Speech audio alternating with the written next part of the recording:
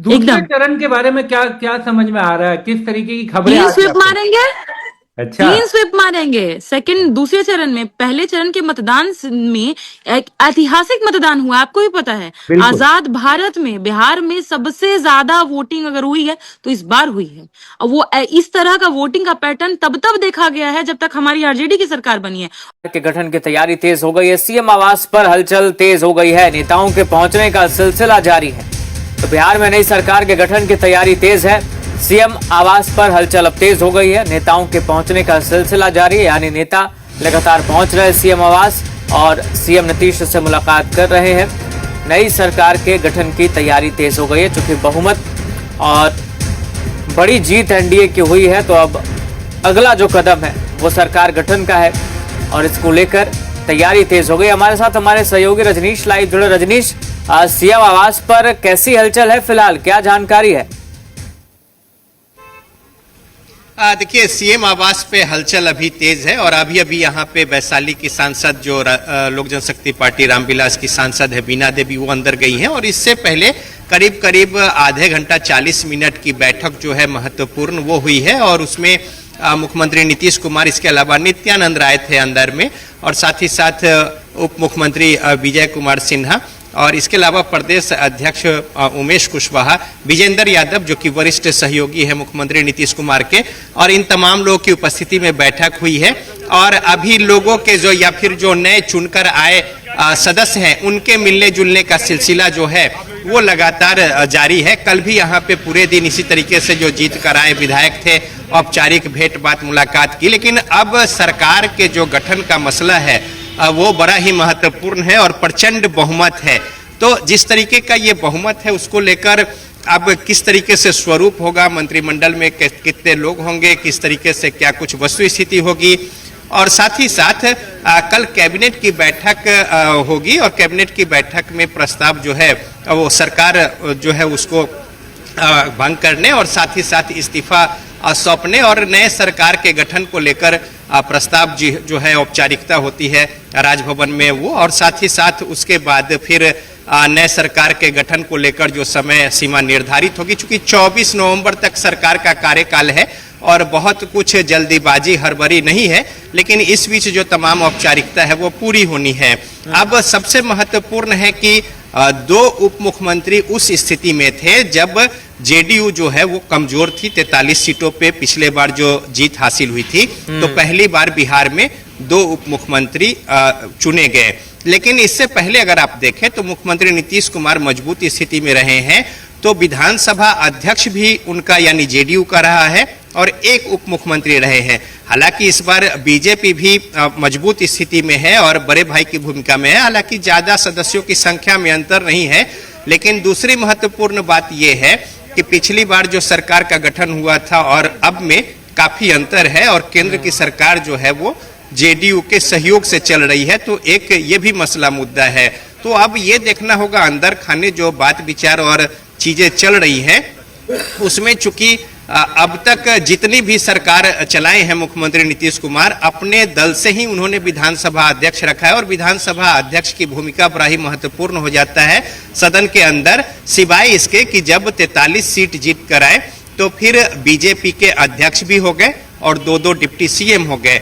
तो अंदर अब किस तरीके से स्वरूप होगा, क्या कुछ वस्तु स्थिति होगी, कौन कौन से लोग शामिल होंगे, इन तमाम बातों के बाबत उच्च स्तरीय बात विचार और बैठकों का दौर है। इसके अलावा यहाँ जो प्रतिनिधि हैं वो भी जेडीयू के दिल्ली जाकर मुलाकात की है वहाँ पे, चाहे वो ललन सिंह और संजय झा हो। इसके अलावा जो बातें होनी है वो शीर्ष नेतृत्व के साथ ही होनी है और साथ ही साथ जो शपथ होनी है उसको लेकर भी बहुत संभव है कि प्रधानमंत्री नरेंद्र मोदी भी इसमें शामिल हो, उनके भी समय लेने को लेकर और तमाम सारी बातें, और उसके बाद आगे का शेड्यूल निर्धारित होगा। लेकिन अभी यहाँ पे कल बैठक होगी कैबिनेट की और जो औपचारिकता होती है वो औपचारिकता पूरी की जाएगी। तो अब जो अंदर खाने, चूंकि प्रचंड बहुमत है, सदस्य कौन से चुने जाए, मंत्रिमंडल किस तरीके से हो, स्वरूप चूंकि चैलेंज ज्यादा है, चुनौती भी बड़ी है और लोगों की जनाकांक्षा जो है वो भी बड़ी है।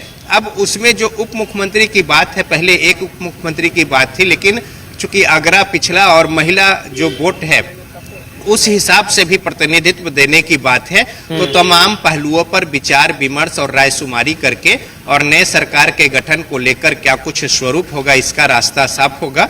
और साथ ही अभी अगर दिखाए कैमरे की नजर से तो विधानसभा जो सीएम हाउस है उसके बाहर भी बड़ी संख्या में लोग थे। हालांकि अब मीडिया का जमावड़ा है यहाँ पे और ज्यादातर लोग जो है वो अंदर जा चुके हैं और बैठक करके जो बड़े नेता थे वो बाहर निकल चुके हैं। और इसके बाद औपचारिक भेंट मुलाकात, जो प्रचंड जीत मिली है, मुख्यमंत्री नीतीश कुमार के नेतृत्व में चुनाव लड़ा गया था तो लिहाजा उनको लोग बधाइयां दे रहे हैं।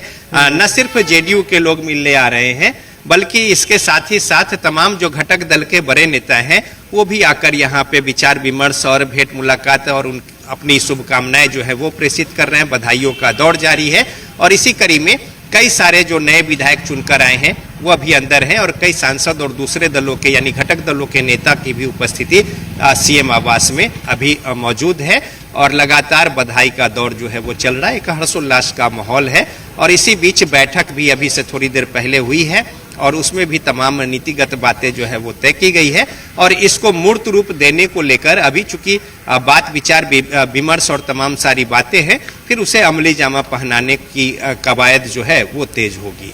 बिल्कुल रजनीश, नई सरकार या कैबिनेट का स्वरूप कैसा होगा इसको लेकर तो गहनता से चर्चा होगी और बैठकों का दौर जो है वो भी चलता रहेगा। क्योंकि इस बार चिराग पासवान की पार्टी ने अच्छा परफॉर्मेंस किया, एनडीए के साथ थे, तो तमाम चीजें हैं इस बार।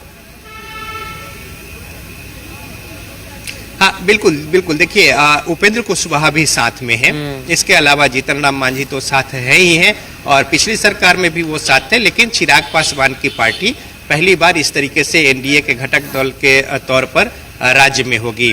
और हालांकि अगर इससे पहले बात करें तो जो पुरानी एकजुट एलजेपी थी वो राज्य सरकार में साथ में थी और तब पशुपति कुमार पारस बिहार सरकार में मंत्री भी हुआ करते थे। लेकिन बदले हुए परिस्थिति में यहाँ पे अभी चिराग पासवान जो पिछले बार बाहर थे और साथ ही साथ बड़ा नुकसान भी हुआ था इसको लेकर एनडीए में और खासतौर पे जेडीयू को, लेकिन इस बार चिराग पासवान की उपस्थिति जो है घटक दल के तौर पर है और एक प्रचंड बहुमत और साथ ही साथ चिराग पासवान के पार्टी का भी परफॉर्मेंस जो है वो बहुत ही शानदार कहा जाएगा।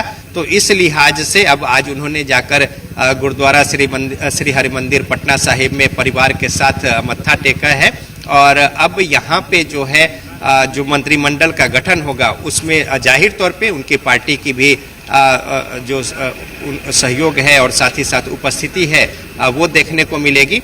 तो अब किन दलों को किस तरीके से कितना प्रतिभाग के तौर पे इसमें शेयर जो है वो मिलेगा ये भी बड़ा महत्वपूर्ण होगा और कौन से जो पद है वो किस तरीके से जाएंगे ये भी बड़ा महत्वपूर्ण होगा। तो चूंकि उपेंद्र कुशवाहा की पार्टी का भी परफॉर्मेंस अच्छा है, जीतन राम मांझी साथ में है और बीजेपी बिल्कुल। और अब ये देखना बेहद दिलचस्प होगा कि नई सरकार का स्वरूप कैसा होता है और सबकी भागीदारी उसमें कैबिनेट में कैसी होती है। बहुत शुक्रिया फिलहाल आपका तमाम जानकारी के लिए।